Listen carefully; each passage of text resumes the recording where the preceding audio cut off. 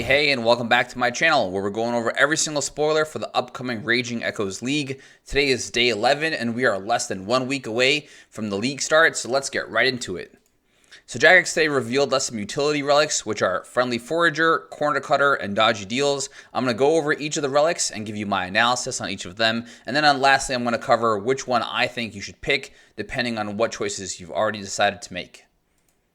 So Friendly Forager. This one you'll get an item, Forager's Pouch. So you have to open this in a bank so you'll get the item. This item is effectively an herb sack. It's just named differently. And it will share your storage with an herb sack. So if you do buy an herb sack, it's going to be the same item. And so you can't double stack your herb storage. So just keep that in mind. When you do have this, when you're gathering resources from woodcutting, fishing, mining, hunting, the Forager pouch will randomly find herbs. There was some clarity on this that was given on Discord, so I'll talk about that in a second. But whenever you do, it'll give you whatever you can, clean on your herblore level plus 25. And it'll also give you a small amount of herblore XP. I'm guessing it's going to be about the same as cleaning a grimy herb for that herb. That's my guess. And in addition to that, it will be grimy, so you can clean it for some additional experience. It'll also only find herbs that you have room to store. And there's a cool trick to this. So I'll talk about that as well.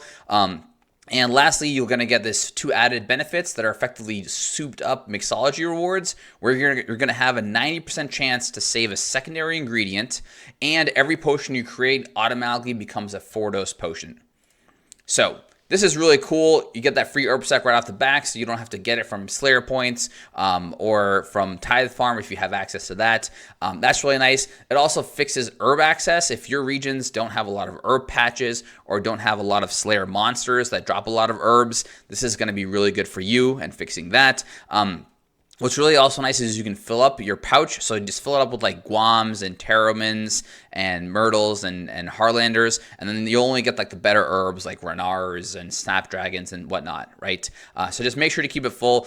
It might be a little bit annoying to like empty out a specific type of herb every time. I'm not sure what the full menu is. One Discord clarification we did get, which is Forager's Pouch has a 1-click withdraw all herbs as notes, but we don't know if you can put in all the noted herbs back into it the way you would want to kind of fill it up so that way you don't get that herb. So there's going to be some sort of management there that I feel like is going to maybe be a little inconvenient, but I think that's a minor kind of thing to keep track of to guarantee Snapdragon herbs as you're doing gathering resources. In addition to that, you get like super juiced up mixology items. And so that 90% save pretty much means 10 times potions because you're going to save 90% on the first one. And if it saves, you have again a 90% chance and so on. And so I think that math checks out to 10%, 10x potions. Fact check me for sure and definitely leave a comment below to correct me and I'll pin it for the correct math there. In addition to that, we got some Discord clarifications, which the herbs you always receive happen automatically on a 9-tick cooldown. Pretty much what that means is if you're fishing Karambans, every 9 ticks, you will stack an herb. So this is actually pretty quick, and that means when you're, AFKing fishing while you walk away to go get some lunch, you're going to come back with actually a substantial amount of herbs every time, which is actually pretty good. And of course, as I mentioned, you can force farm specific herbs by filling your pouch with another one. Again, there's going to be some complexities there with inventory management inside the pouch, but I think that's like a minor thing. A few cons here is I think one of the reasons I was originally thinking about going Varlamore is I get mixology and the mixology rewards are really powerful. This is like super powerful version of that pretty much. And so if you're going Varlamore, the benefit of having mixology in your region is becomes kind of useless, which isn't really like a bad thing. It's just that, hey, you don't need mixology anymore. And so that region's like one benefit is no longer that benefit, right? In addition to that, Wilderness also drops tons of secondaries. And so if you are going the Wilderness, you don't need to necessarily save so many secondaries because a lot of the bosses will drop a lot of them. And so if you just need potions for resources, last league I was able to get 95 herblore and I had more than enough potions to do all the content that I did without any sort of effort, with no relics that were boosting herblore or farming. And so it shouldn't really be a problem to get your resources. But overall, I think these are 2 minor things. I think this is really powerful and it's going to fix a lot of people's region choices, especially if you don't have that herb patch. Okay, corner cutter. We've seen this a little bit before where Trickster had this. This was kind of split into 2 relics. This time you're going to get the Sage's Greaves. So again, you're going to want to be in a bank so you get the Sage's Greaves item. Once you get that, once you start wearing it, as soon as you start running around, you're going to get passive agility XP. We saw last league that there was the agility train running circles in Lumbridge, so you can probably just follow whenever you go AFK to get your agility experience. Every time you complete an agility course, it's going to count as 2 completions. I'll talk about how that's really valuable, and you'll get 25% bonus XP, which is nice. And this 25% also is, additive or multiplicative to the 16x multiplier that we get at the top end. I think we start out at 5 or 8x, and so on. Marks of Grace will also spawn 10,000 coins. This is important if you don't have a place to turn in Marks of Grace. You'll at least get the 10k coins, and this can be very helpful as like an early cash stack start. And then you're going to get double quantity of agility course kind of loot drops. This doesn't highlight wilderness, so I'm not sure how it's going to affect wilderness rewards, but it will affect the pyramid tops in desert, hollowed marks in Mauritania, and the Brimhaven vouchers, which we all get in Karamja, and crystal shards in Prif in Tiranwin. So, corner cutter. I like this because it's going to give you double completions. As you probably remember from last leagues, we always get a bunch of lap tasks. So all of those are going to finish twice as fast.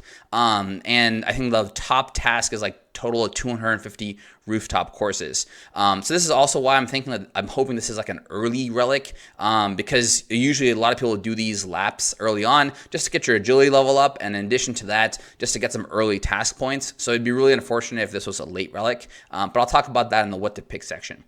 In addition to this, you get to AFK train one of the slowest skills, especially if you don't have access to, Hallowed Sepulchre or good rooftop courses. Getting agility to 99 can be very painful. And then so if you plan on maxing your account, 2277, getting that max cave that we talked about in yesterday's video with quality of life updates, it's going to be good to get this corner cutter shoes and kind of get this AFK. And whenever you go AFK, you can just find that train. I'm sure it's going to be running in Lumbridge.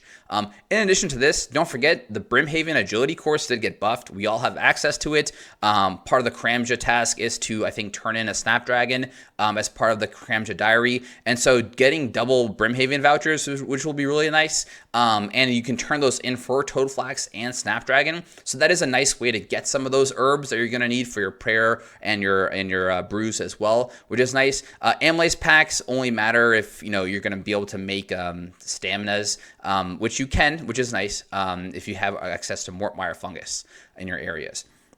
Okay, so what's really nice here is you get the double region specific rewards, which is nice. I don't see the benefit to Wildy as much, but you'll still get twice as many completions for your streak, which is nice. Hallowed Sepulchre, this is like a region specific thing, so if you don't have it, getting this relic doesn't benefit you, which is kind of unfortunate. And the same thing with crystal shards. So I think this relic is really like region dependent on how it's benefiting you, or if you're going to go max, I think you really want to train your agility pretty straightforward. And also, like I said, if this comes, tier 3 or later, it's going to be less valuable because those pyramid rooftops, people go for early coins, as well as agility, people go for early tasks and money. So if this comes along really late into the league, I doubt that people will really want this because they'll kind of lost the early benefits for this as well.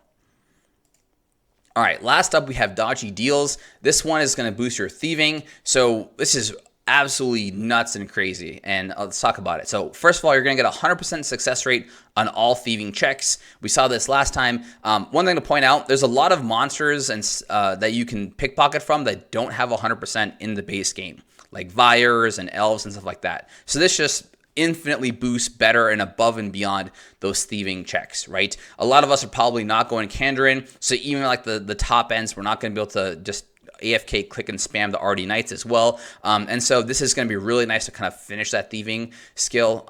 In addition to that, you're also going to auto pickpocket everything in 11 by 11 square. There is a Discord clarification. I'll talk about that in a second, which is absolutely nuts. There are so many monsters in some of these dense areas, even as simple as like the farming master farmers in Drainer. There's 2 of them that you should be able to pickpocket in the same area. Now, they do have different names, so I'm not 100% sure on that, but I'm hoping they're both treated as master farmers, so you can steal hopefully twice as many seeds from there, which we all have access to in Drainer. You will also automatically re-pickpocket NPCs and stalls, which remember your seeds will stack, and so you should just be able to keep infinitely, thieving from farmers. And if your inventory fills up, you just drop a few of the seeds that you don't want. You keep doing so. But there are stalls as well, and there's another note here where stalls do not deplete when you steal from them. This is absolutely nuts. This means you can pretty much just infinitely steal from a stall. Now, there is one problem with it, and I'll talk about that in a second as well. In addition to this, everything you steal from pickpocketing items will be noted. So this will mean a lot of places like the gem stalls or the Vyres or the ham members, a lot of places where your inventory would fill up with individual items. It's going to be noted, so you should be able to AFK pickpocket for a lot longer. So dodgy deals. First off, the Discord clarifications. If someone without dodgy deals steals from a stall, it will reset for everyone. This is really unfortunate. I really hope we don't have a lot of toxic players just hopping from world to world, stealing from stalls to mess with the people who are AFK stealing from stalls. Just keep that in mind. There may be some toxic behavior. I really hope we're not like that, but that could happen. Stalls do not benefit. This is something that I mentioned in yesterday's video as well. I thought that maybe stalls would benefit from that quality of life respawn time. This was clarified today that the stalls do not, which is kind of unfortunate, but at the same time, if you do choose this relic, they'll never deplete, so that's really, really nice. In addition to that, the multi-NPC looting doesn't have to be pathed to, so they can be like blocked behind certain things, which is nice. I think that kind of just makes sense of like, if you're choosing an 11 by 11 box, there's going to be like a lot of NPCs around you that like aren't accessible, that might be inside of a building or something, but you will still thieve from them, which is really, really powerful, right? And that's absolutely phenomenal. And so going into this, like the Vyre example that they give, if there's 5 Vyres in the area that are hidden behind those walls, you would get 5 loot drops, which is absolutely bonkers. Now, there is one huge downside, I think, to dodgy deals, which is that you only get 3x coin pouches, which is only 84. If you're not choosing Kandarin like me, you're not going to have access to the boosted coin pouch multipliers, and so that's really going to limit your max coin pouch. So it's not going to be as AFK as you think for monsters that have coin pouches, but it will be better for stalls. So that is like, and if you're stealing from everything in an 11 by 11 area, you're going to fill up that coin pouch so fast. Just think about like the ham members or like the men and women in like Edgeville, if for whatever reason you're pickpocketing there. In like one click, you could just almost instantaneously fill up, especially if you have access to the rogue's outfit. Remember, the rogue's outfit's going to duplicate your money outside the coin pouch, so that's not really going to affect it, but it will duplicate the money overall, which is really nice. So keep that in mind if you have access to that in your region. And lastly, one downside is the stalls can be interrupted by players. I already mentioned that's just a real unfortunate thing that, hopefully we won't see that over time. And hopefully you can hop to some worlds where people aren't doing that. Okay, so dodgy deals. I think this is absolutely bonkers. Of all 3 of these relics, dodgy deals is by far the fastest XP for the tasks. Getting to 99 thieving, getting to 25 mil and 50 mil tasks is going to be so fast. So I think this is actually unlocks some of the most points. Now, I know the runner shoes and getting the double rooftop will also benefit, but I think those points are overall worth less. I think the 250 lap completions is about 80 points, whereas the 99, 25 mil, and 50 mil, I believe, are all 200 points. At least there were last league, so we have to see what they are this league. But overall, even if you got those runner boots, eventually you'll take those boots off and you won't get to 25 and 50 mil agility most likely. And so you probably won't get those points. Whereas, and if you didn't get this thieving relic, you probably want to go for that as well. But with this thieving relic, it kind of trivializes that, and that's a lot of league points to get on really early on. So to me, I think the league benefits for dodge deals is a little bit better than the agility one. In addition to that, like I said, you get infinite seeds. These are non-tree seeds, so it's still gonna, be less farming XP than the tree seeds that you get, but it will be very powerful. We have 2 master farmers and drainer. I hope that the names don't clash and they both count as master farmers, and you get a double pickpocket. But if you don't, it's not that big of a deal because you will auto re-pickpocket. So you just have to come by once in a while to empty your inventory. So just keep that in mind.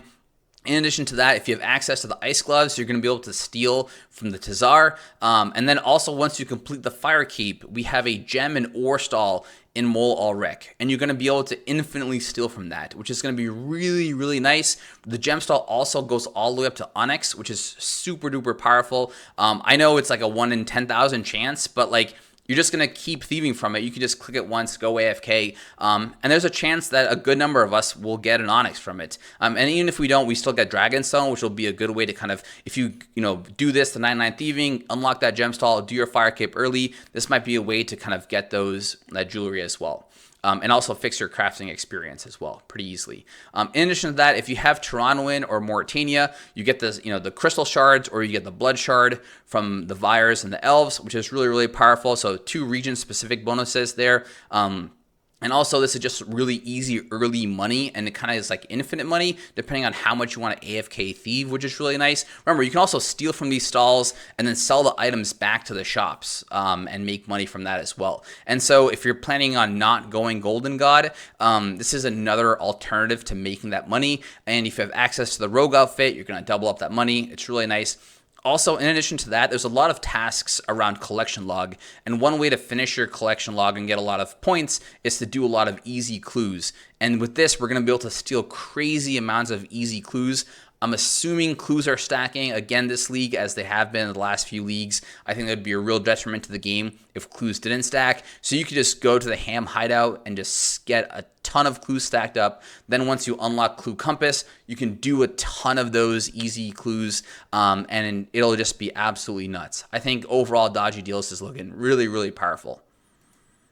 Okay, so what to pick? First of all, I want to talk about tier predictions. This is kind of a change up because these relics, especially the thieving and the agility ones, we saw this at tier 1. So pretty much as soon as you spawned into the Lumbridge, people picked up thieving, people pickpocketed from men, and then immediately went into the ham hideout to start pickpocketing there, right? You're not going to be able to do that because we've seen the tier 1 relics, and these are not tier 1 relics. So that's why I'm thinking that these are probably going to be tier 2 or 3 relics. And the reason being is the agility one, the 10,000 gold, really drops off as a value point after like the 3rd or 4th relic, because it's going to be so late in the game, you've probably already done those lap tasks. And so you're probably not going to want to go for the agility one unless you care about 99 maxing agility.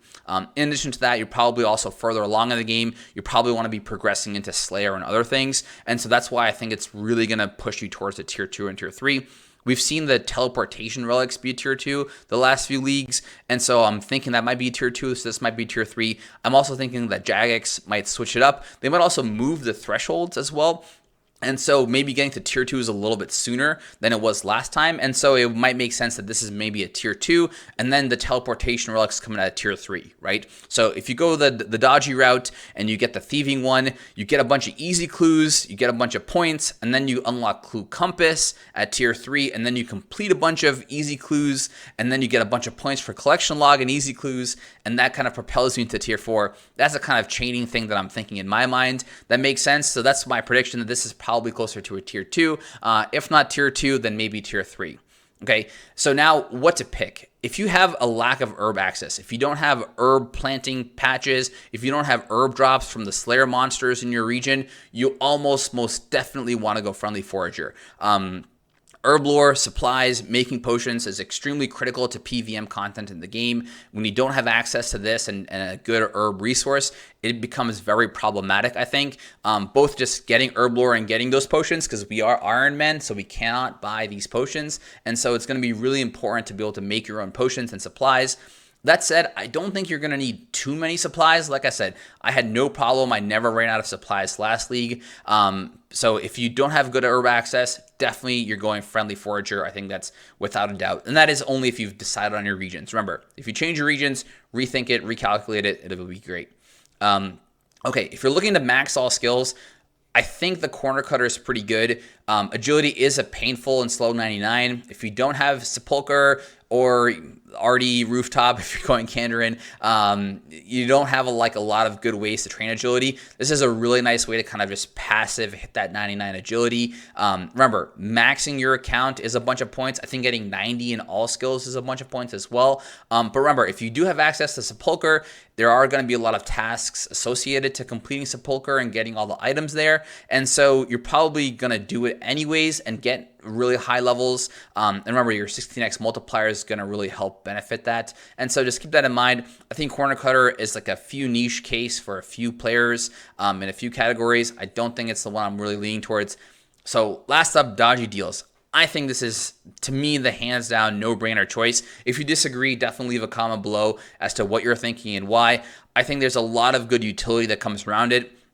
AFKing thieving is not something you can do in the main game, so I think that's a really cool just kind of concept, and I missed out last league not getting trickster, and so I definitely want to get it this time. The 11x11 thieving is definitely super bonkers. Also, just the infinite AFK thieving from a stall is also really, really nice. So that's probably what I'm leaning towards right now. I don't have my regions necessarily finalized yet, but I think I have a pretty good idea of what I want to choose. Again, we don't have all the spoilers just yet, so I don't want to like lock myself into decisions, but based off of my regions, I definitely am leaning towards dodgy deals. It's just really going to round out my character and what I need to go after.